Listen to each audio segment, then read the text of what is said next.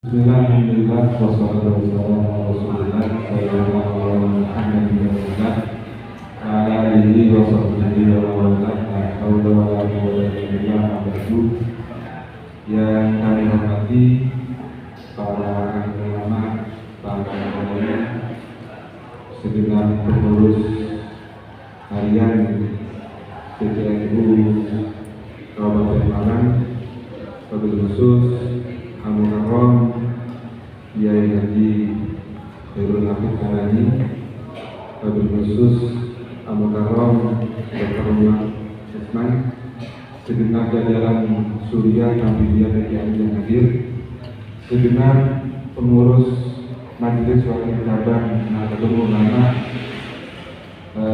Surya dan Kampidia yang hadir pada hari ini. Matur nuwun telah berkenan hadir. Setelah yel semangatnya berkembali. Sampun mau ngomongnya. Nggih. Bang. PDIPU yang kemarin di Angola. Jadi masih Oh, nggih ngapunten. Punten tasik sehat, alhamdulillah. Pada pagi hari ini, pada siang hari ini kita akan membahas Ngapunten nih. tentang persiapan mujahadah Roy Surya Maka. kedua Kawan. yang ketiga tentang resepsi puncak satu abad di Sidoarjo.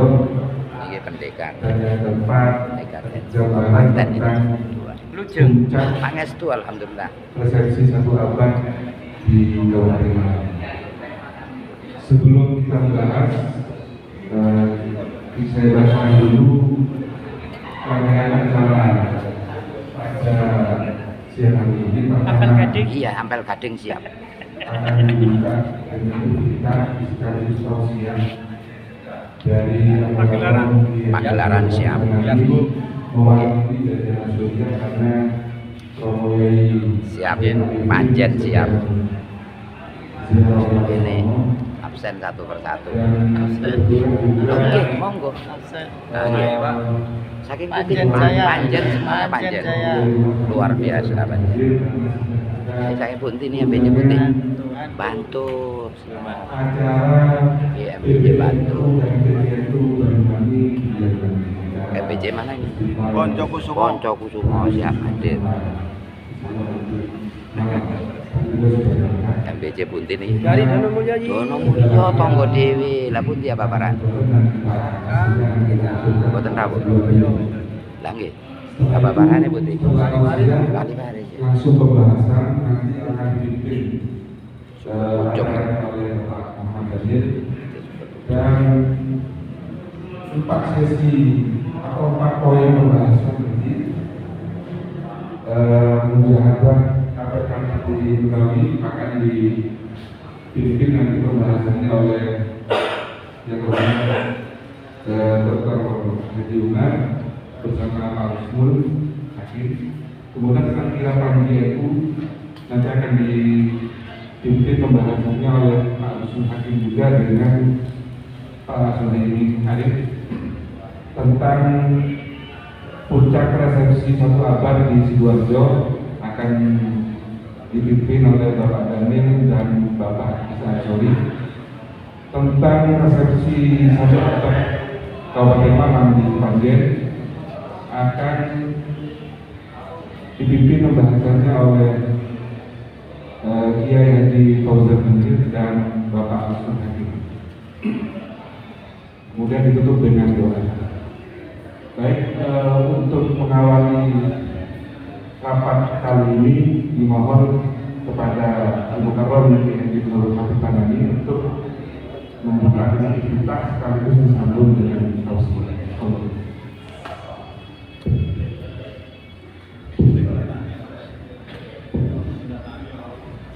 Assalamualaikum warahmatullahi wabarakatuh.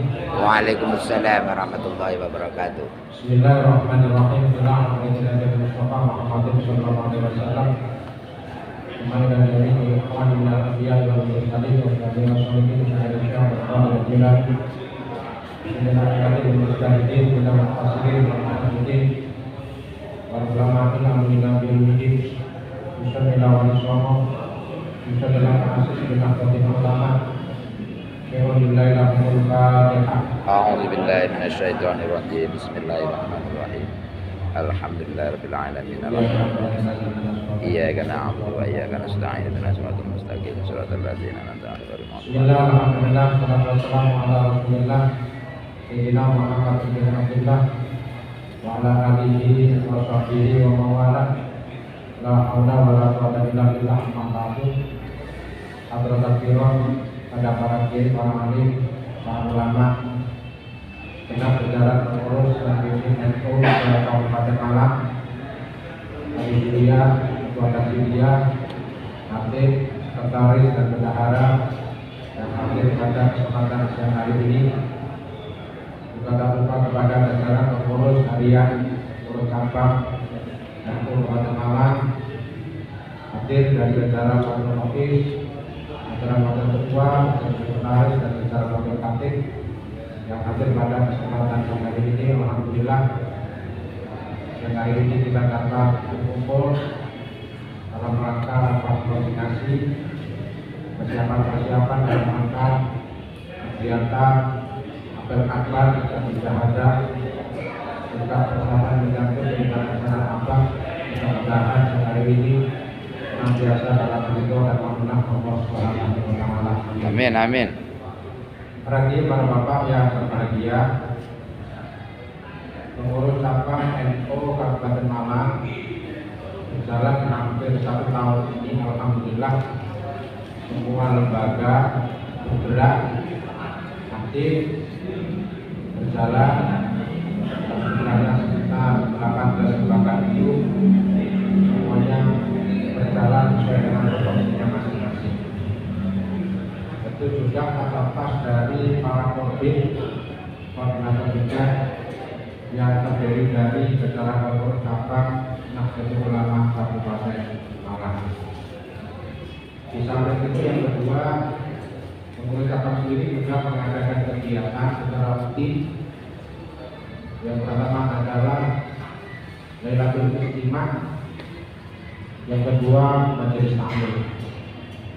Lailatul Istimewa diadakan oleh pengurus cabang setiap malam Ahad Legi. Jadi satu selatan sekali itu diadakan di kantor NU MPN Kabupaten. Niatnya adalah untuk bersama-sama memohon kepada Allah, berdoa. Harapannya adalah agar NU terus tetap jaya, tetap berkembang, tetap eksis, khususnya yang ada di Kabupaten Malang. Itu pesan dari Rasulullah. Apapun kondisinya, walaupun yang misalkan hadir tidak begitu maksimal, misalkan alhamdulillah kalau Jumat selalu dihadiri oleh pengucapan dan pengurus lembaga rupanya, karena niatnya adalah untuk berdoa. Karena doa itu doa wal ibadah. Jadi niatnya tidak nanti kabul atau tidak, hasil atau tidak, yang penting niatnya berdoa. Karena kita yakin bahwa apa yang disampaikan oleh Nabi kita Nabi besar Muhammad SAW, Allahumma shalli alaihi, bahwa doa itu adalah ibadah. Kalau niatnya hasil, maka nanti kalau tidak hasil jadinya boleh. Jadinya orang itu sudah mau berdoa lagi. Tapi sebaliknya kalau niatnya hasil dan ternyata juga hasil, ternyata juga dikabulkan oleh Allah, sudah jadi doa itu sudah jadi istiqomah. Karena ketika ditanya kenapa jadi berdoa, karena sudah hasil. Jadi berdoa itu niatnya adalah yang memang untuk ibadah. Jadi Lailatul Istimewa yang diadakan oleh pengurus cabang NU Kabupaten Malang itu diharapkan di seluruh MPC Kabupaten Malang, Kabupaten Malang juga mengadakan kegiatan yang sama berupa Lailatul Istimewa. Walaupun mungkin caranya berbeda. Yang penting ada kegiatan Lailatul Istimah. Bisa jadi antara satu MBC dengan MBC yang lain modelnya berbeda. Kalau misalkan tidak memungkinkan untuk malam hari itu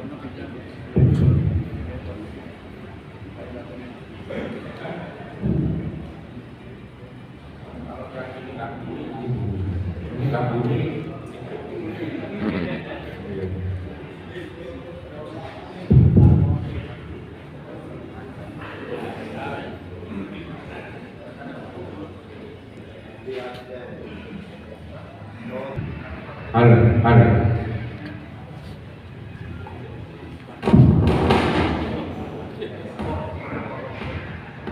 Para bapak yang saya hormati, kegiatan Lailatul Istimah itu diharapkan dilaksanakan di semua MBC. Tapi saya yakin rata-rata MBC di Panjenengan tidak ada kegiatan Lailatul Istimah. Kalau misalkan tidak memungkinkan ya Maharul Istimah.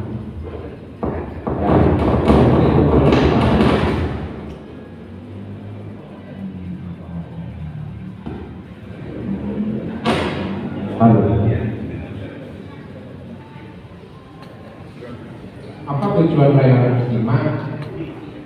Ya silaturahmi, koordinasi antar pengurus. Yang intinya adalah dungo bareng-bareng, doa bersama. Karena inti dari Nahdlatul Ulama itu adalah kegiatan rutin berupa berdoa itu.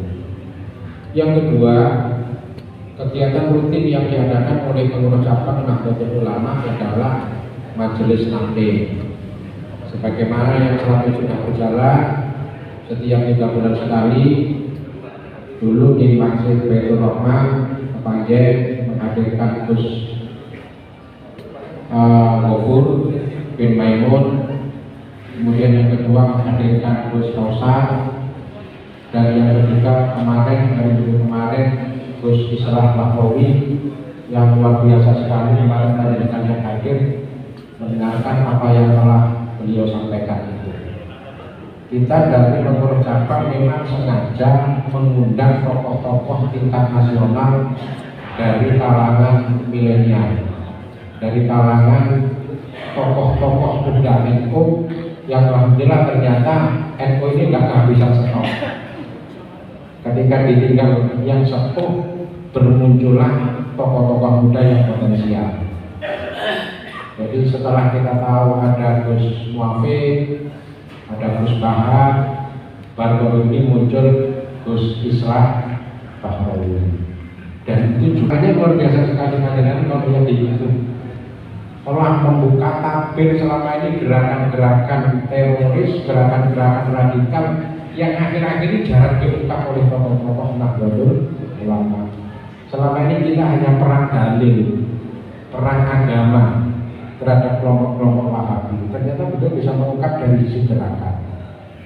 Nah ini sedikit saya sampaikan yang kemarin beliau sampaikan itu, mungkin panjenengan yang hadir bisa teringat kembali ya, bahwa ada 2 hal menurut saya kemarin yang perlu kita garis bawahi. Apa? Yang pertama, ternyata gerakan-gerakan teror, gerakan-gerakan radikal yang selama ini terjadi di Indonesia, semuanya, kata beliau, semuanya pelakunya itu adalah kelompok Wahabi. Dan itu hasil data beliau mulai tahun 2000 sampai 2009, hanya 2 yang selain dari kelompok Wahabi, itu malah justru dari kelompok FPI. Jadi semua kelompok-kelompok yang ngisuh-ngisuh di Indonesia itu adalah Wahabi. Dan ini juga saya, kalau kita cocokkan dengan statementnya Mbah Hasyim Asy'ari, bahwa NU dulu berdiri muncul di Indonesia, latar belakang utamanya adalah dalam rangka untuk mencegah gerakan Wahabi di Indonesia. Ternyata hari ini terjadi bahwa Wahabi luar biasa sekali gerakan di Indonesia, membentur-benturkan tokoh-tokoh NU. Akhirnya orang-orang itu kadang juga bertengkar sendiri. Mohon maaf orang Dulu ada semacam jargon di Madura, di Pulau Madura itu NU itu menjadi agama. Orang kata ini. Jadi agamanya orang Madura itu adalah NU. Tapi akhir-akhir ini Wahabi sudah masuk di Madura. Bahkan sudah ada pesantren-pesantren Wahabi di Madura. Termasuk kakeknya Gus Islah itu punya pondok pesantren yang itu notabene adalah Wahabi. Nah itu Madura itu sekelebon Wahabi, apalagi di sekitar kita. Nah ini kita perlu hati-hati.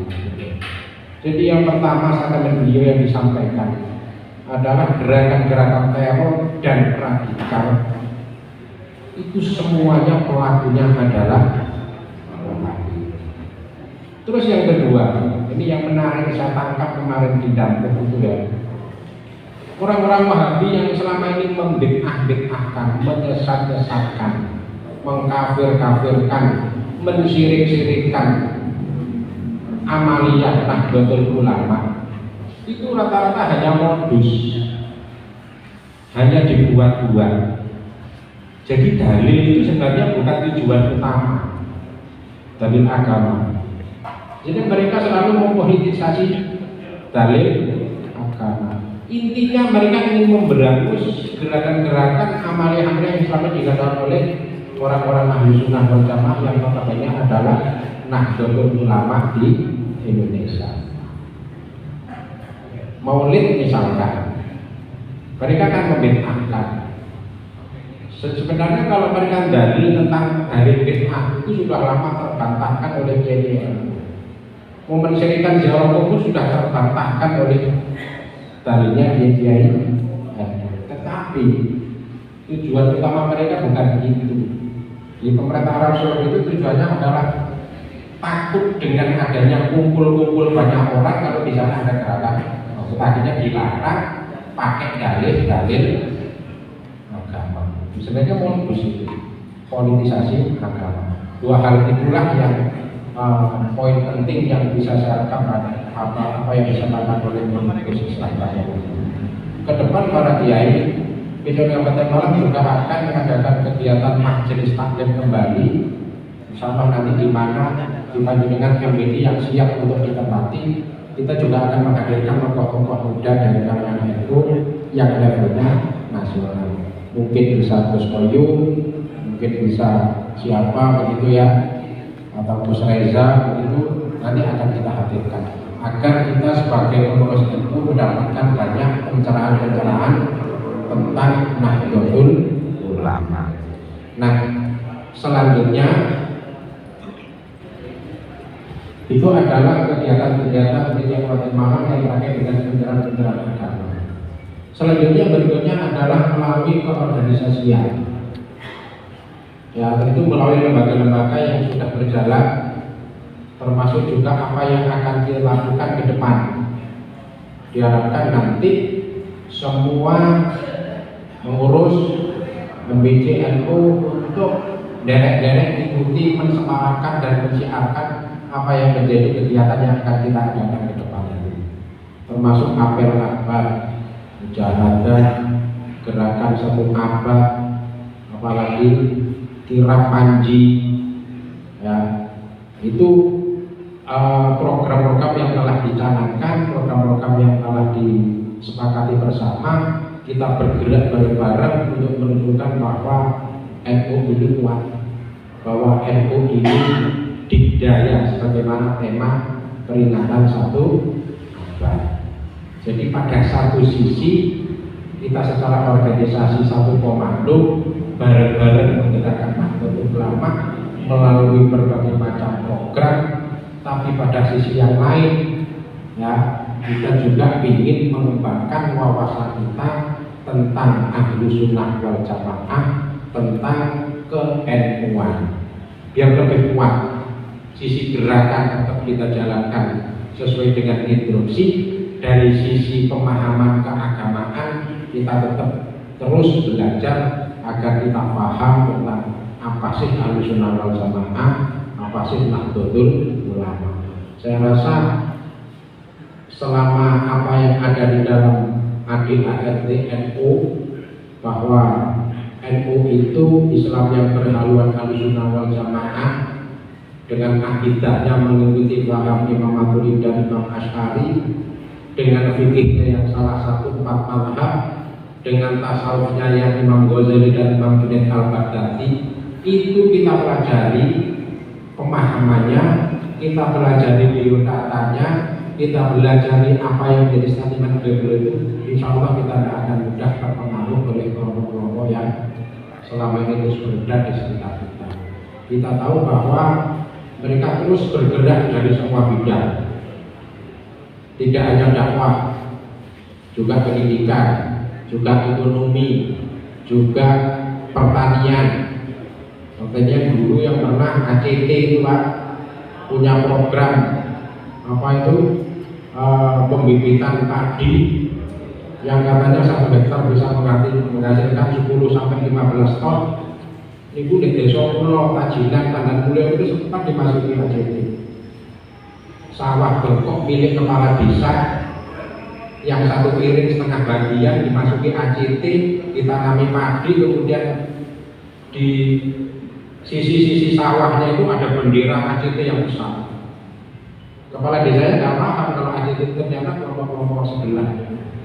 Akhirnya begitu saya kasih tahu pas panen raya, kepala desanya kasih tahu itu Wahabi, saya gitu kan. Akhirnya kaget. Lalu terus gimana caranya? Wis gini aja sudah. Waktu panen raya, konco-konco Banser dengan seragaman Banser doretnya itu saman gerak. Saman ikutkan di situ untuk mengikuti kegiatan panen raya. Ternyata ketemu anak-anak Banser ACT ketakutan. Oh, kalau bendera ACT tidak jadi dikibarkan. Sebelum ada kejadian ACT ditangkap kemarin. Jadi ternyata mereka ternyata juga bergerak dari semua itu. Tidak hanya dakwah, dakwah sudah tidak berhasil karena sudah tertatapkan oleh Kiai Nahdlatul Ulama. Yang miris adalah di pendidikan, pesantren. Banyak pesantren-pesantren yang modusnya tahfidzul Quran, gaya pondok tahfidz Quran, tapi dia ini orang hafal Quran, kan ya lucu, hanya branding kan. Juga gerakan ekonomi melalui las-lasnya itu. Dalam Undang-Undang Nomor 23 Tahun 2011, sebuah lembaga organisasi yang dikasih kewenangan untuk mengumpulkan dana zakat dan infak ada 2. Satu Basnas, yang kedua LAS. LAS ini wadah Indonesia. Milik NU hanya 1, Lazis Utok. Kalau ini kita Lazis itu nggak jalan, kita kalah dengan yang lain. Ono BMH, Yatim Mandiri, terus Nurul Hayat, apalagi ACT juga, mereka semua jalan. Lazismu milik Muhammadiyah, mereka jalan semua. Saya tahu karena kalau Kabupaten Malang, mereka masuk itu setiap tahun lapor kepada kami di Basnas. Dan mereka telah mengumpulkan dana yang cukup besar untuk kegiatan mereka. Kita di Lazismu kalau tidak bisa mengimbangi mereka. Nah, jadi di semua bidang mereka terus bergerak. Nah, untuk itu para bapak yang saya hormati, monggo NU ini kita gerakkan di semua lini melalui lembaga kita masing-masing. Yang LPNU tetap dengan dakwahnya, yang LP Ma'arif tetap dengan pendidikannya di sekolah-sekolah Ma'arif, yang LPN-nya tetap membahas masalah-masalah agama, yang LWP tetap mempertahankan aset-aset kita. Semua aset-aset kita harus berwakuf dan bernadir Nahdlatul Ulama. Semua ini kita gerakkan agar kita kuat. Jadi menggerakkan organisasi tidak hanya kita cukup kalau sekarang dakwah tok bisa tidak. Zaman sekarang zaman IT, zaman sekarang zaman digital. Ngurus NU butuh paham tentang IT. Menurut saya pengurus FBC itu sudah kertas HP semua. Kalau orang pengurus NU WA betul gak ada, ini kan dia bukan bos aktif ini ngabari nopo-nopo kan akhirnya ketinggalan sepur walian itu. Ini memang zaman kita ikuti zaman dia sebagai sampai kali zaman ini biar kalau kita undang pakai surat fisik untuk mau sampai nang Kasembon saja ini cukup WA. Kita nggak usah sekarang print surat, nggak usah, ya cukup di PDF gitu. Nah ini hal-hal yang seperti harus kita lakukan. Jadi makanya Pemuda Kabupaten Malang ini dengan gerakan Masjid Taklim kita mengundang menghadirkan tokoh-tokoh muda. Tokoh muda-muda ternyata luar biasa sekali di Nahdlatul Ulama. Terus bermunculan. Kita tidak pernah membayangkan akhirnya muncul Gus Baha, tidak pernah membayangkan akhirnya muncul Gus Islam, Gus Baha dan seterusnya. Dan ini menunjukkan bahwa NU insya Allah tetap jaya, tetap abadi ila yaumil qiyamah. Amin, amin. Jadi itu para rawuh untuk memberikan penyemangat, monggo apa yang menjadi program Nahdlatul Ulama ini tetap kita gerakkan bersama-sama. Dan kepemimpinan yang baru PBNU, Gus Yahya sering memberikan fatwa tausiah kepada kita. Mungkin panjenengan Bapak ini juga pernah diundang di Surabaya bahwa NU harus satu komando. NU harus satu komando.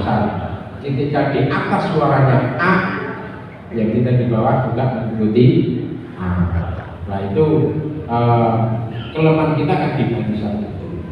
Kelemahan kita diberisikan. Nah ini kita belajar bersama-sama untuk merapatkan barisan, termasuk apa yang akan kita laksanakan ke depan dalam waktu depan ini. Monggo nanti bersama-sama kita ikuti acara ini. Juga kalau memang PDNU harus menginstruksikan dan menggerakkan MBD harus mengikuti sekian banyak orang, sekian ribu orang, ya MBD harus siap untuk bersama-sama mendukung programnya. Perlu cabang Nahdlatul Ulama Kabupaten Malang.